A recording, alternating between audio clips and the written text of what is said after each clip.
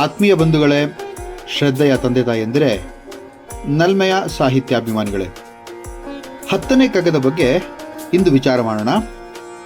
2ನೇ ಜಾಗತಿಕ ವಿಶ್ವ ಮಹಾಯುದ್ಧದ ಘೋರ ಅನರ್ಥಗಳನ್ನು ಈ ಕಗ್ಗದಲ್ಲಿ DVG ಅವರು ಎಳೆ ಎಳೆಯಾಗಿ ಬಿಚ್ಚಿಡ್ತಾ ಇದ್ದಾರೆ.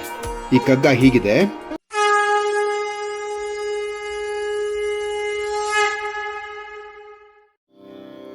ಮುತ್ತಿರುವುದಿಂದು ಭೂಮಿಯನೊಂದು ದುರ್ದೈವ, ಮೃತ್ಯು ಕುಣಿಯುತ್ತಲಿಹನು ಕೇಕೆ ಹಾಕುತ್ತಲಿ. ಸುತ್ತಿಪುದು ತಲೆಯನನು ದಿನದ ಲೋಕದ ವಾರ್ತೆ, ಎತ್ತಲಿದಕ್ಕೆಲ್ಲ ಕಡೆ ಮಂಕುತಿಮ್ಮ ಮಂಕುತಿಮ್ಮ. ಇಲ್ಲಿ ಒಂದು ದುರ್ದೈವ ನಮ್ಮ ಭೂಮಿಯನ್ನ ಮುತ್ತಿದೆ ಅಂತ ಹೇಳ್ತಾರೆ. ಮುತ್ತಿರುವುದಿಂದು ಭೂಮಿಯನೊಂದು ದುರ್ದೈವ ಅಂತ ಹೇಳ್ತಾರೆ.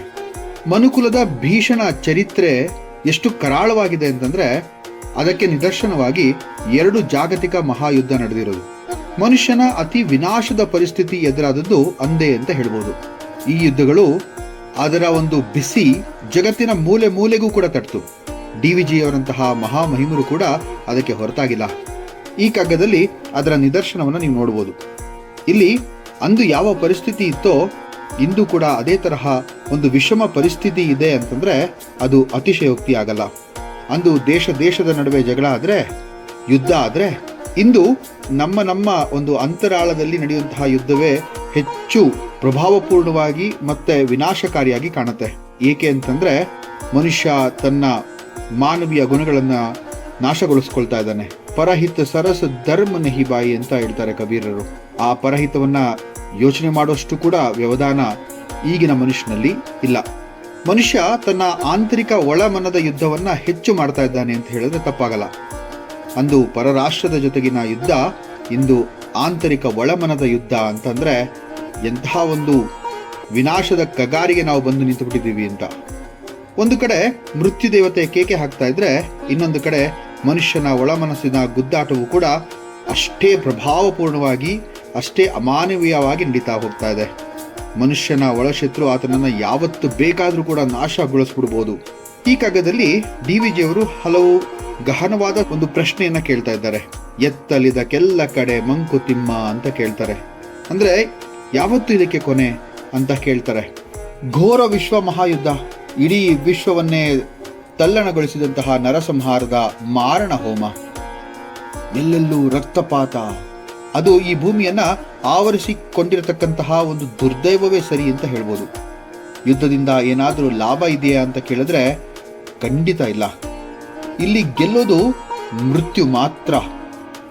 ಜಾತಸ್ಯ ಮರಣಂ ಧ್ರುವಂ ಅಂತ ಹೇಳೋದೇನೋ ನಿಜ, ಆದರೆ ಬೇರೆಯವರ ಅಸಹ್ಯವಾದಂತಹ ಒಂದು ಮನಸ್ಥಿತಿಗೆ, ದುರಾಸೆಗೆ ಮೃತ್ಯುವನ್ನ ಅಥವಾ ತಮ್ಮ ಪ್ರಾಣವನ್ನ ಕೊಡೋದು ಅಂತಂದ್ರೆ ಅದು ಎಷ್ಟು ಮಟ್ಟಿಗೆ ಸರಿ ಅಂತ ಅನ್ಸುತ್ತೆ. ಧೂರ್ತರ, ನರಹಂತಕರ, ರಕ್ತ ಪಿಪಾಸುಗಳ ದುರಾಸೆಗೆ, ಅಹಂಕಾರಕ್ಕೆ ಪ್ರಾಣಾಹುತಿ ಎಷ್ಟು ಸರಿ ಹಾಗಾದ್ರೆ? ಯೋಚನೆ ಮಾಡಿ 2ನೇ ವಿಶ್ವ ಮಹಾಯುದ್ಧದ ಒಂದು ಘೋರತೆಯನ್ನ. ಹಿಟ್ಲರ್, ಮುಸೋಲಿನಿಯಂತಹ ಧೂರ್ತರನ್ನ, ನಾಗರಿಕತೆಯ ಗಂಧ ಗಾಳಿ ತಿಳಿದೇ ಇರುವಂತಹ ಕೆಟ್ಟ ಮನಸ್ಸುಳ್ಳಂತಹ ಅಮೆರಿಕ, ರಷ್ಯಾದಂತಹ ನಾಯಕರು ಯೋಚನೆ ಮಾಡಿ ನೋಡಿ, ಅದರಿಂದ ಆದಂತಹ ಪರಿಣಾಮಗಳೆಷ್ಟು, ಅವರಿಗೆ ಅದರಿಂದ ಸಿಕ್ಕಂತಹ ಲಾಭ ಎಷ್ಟು ಅಂತ. ಹಿಟ್ಲರ್ ಸಾವಿಬಾರ್ ಎಂಬಂತಹ ವಿಷದ ಒಂದು ಚೇಂಬರ್ ಅನ್ನ ನಿರ್ಮಿಸಿ ಒಂದು ನರ ಸಂಹಾರವನ್ನೇ ಮಾಡ್ಬಿಟ್ಟ ಅಲ್ವಾ? ಎಂತಹ ಕೆಟ್ಟ ಮನಸ್ಥಿತಿ ಅಂತ ಅನ್ಸುತ್ತೆ. ಅದಕ್ಕೆ ಒಂದ್ ಕಡೆ ಪಂಚತಂತ್ರದಲ್ಲಿ ಹೇಳ್ತಾರೆ, ಈ ಜಗತ್ತಿನಲ್ಲಿ ಯಾವುದಾದ್ರೂ ಪ್ರಾಣಿ ತನ್ನಂಥವರನ್ನ ದ್ವೇಷ ಮಾಡ್ತಾನೆ ಅಂದ್ರೆ ಅದು ಮನುಷ್ಯ ಮಾತ್ರ. ನೋಡಿ, ನಾಯಿಯಿಂದ ಹಿಡಿದು ದೊಡ್ಡ ಆನೆಯವರೆಗೆ ತಮ್ಮ ಜಾತಿಯನ್ನೇ ಅವು ಯಾವತ್ತೂ ಕೂಡ ದ್ವೇಷ ಮಾಡಿಲ್ಲ. ಜಪಾನ್ನ ಮೇಲೆ ಬಿದ್ದ ಅಣುಬಾಂಬುಗಳ ಒಂದು ತೀವ್ರತೆ, ಭೀಕರತೆಯನ್ನು ನೋಡಿ. ಇದೆಲ್ಲ ಏನ್ ತೋರಿಸುತ್ತೆ ಅಂತಂದ್ರೆ ಮನುಷ್ಯ ತನ್ನ ಮಾನವೀಯ ಗುಣಗಳನ್ನ ಎಷ್ಟರ ಮಟ್ಟಿಗೆ ನಾಶ ಮಾಡ್ಕೊಂಡ್ಬಿಟ್ಟಿದ್ದಾನೆ, ಎಷ್ಟರ ಮಟ್ಟಿಗೆ ಅವನು ತನ್ನನ್ನು ತಾನೇ ಅರಿಲಾಗದಂತಹ, ತನ್ನನ್ನು ತಾನೇ ತಡೆಯಲಾಗದಂತಹ ಸ್ಥಿತಿಗೆ ತಲುಪಿಟ್ಟಿದ್ದಾನೆ ಅಂತ. ಯಾತಕ್ಕಾಗಿ ಈ ಹೋರಾಟ ನೋಡಿ? ಗಡಿಗಾಗಿ ಹೋರಾಟ, ಗುಡಿಗಾಗಿ ಹೋರಾಟ, ಮನೆಗಾಗಿ ಹೋರಾಟ, ನೆಲೆಗಾಗಿ ಹೋರಾಟ, ನುಡಿಗಾಗಿ ಹೋರಾಟ, ಕುಡಿಯುವ ನೀರಿಗಾಗಿ ಹೋರಾಟ, ನಿಧಿಗಾಗಿ ಹೋರಾಟ, ಹಣಕ್ಕಾಗಿ ಹೋರಾಟ, ಹೆಣ್ಣಿಗಾಗಿ ಹೋರಾಟ, ಹೊನ್ನಿಗಾಗಿ ಹೋರಾಟ. ಇದೆಲ್ಲದಕ್ಕೂ ಕೊನೆಯೆಂದು ಅಂತಾರೆ ಡಿ ವಿಜಿಯವರು. ಎಷ್ಟು ರಾಷ್ಟ್ರಗಳು ತಮ್ಮ ತಮ್ಮ ಹೆಚ್ಚುಗಾರಿಕೆಯನ್ನು ಸಾರಲು ಮಾರಕಾಸ್ತ್ರಗಳನ್ನು ಸೇರಿಸಿಟ್ಟಿಕೊಂಡ್ಬಿಟ್ಟಿದೆ ಅಲ್ಲ.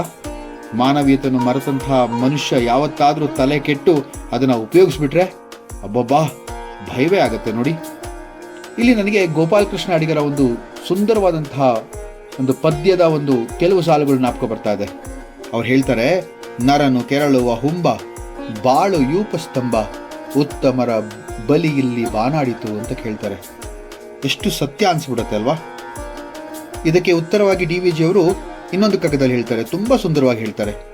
ವಿಸ್ತಾರದಲ್ಲಿ ಬಾಳು, ವೈಶಾಲ್ಯದಿಂಬಾಳು, ಕತ್ತಲೆಯ ಮಡಕು ಮೂಲೆಗಳ ಸೇರದಿರು, ಭಾಸ್ಕರನ ಅನುಗ್ರಹವೇ ನೂತನ ಜೀವನ ಸತ್ಯ, ಮೃತ್ಯು ನಿನಗಲ್ಪತೆಯೋ ಮಂಕುತಿಮ್ಮ. ಎಷ್ಟು ಸುಂದರವಾಗಿ ಹೇಳ್ತಾರೆ ನೋಡಿ.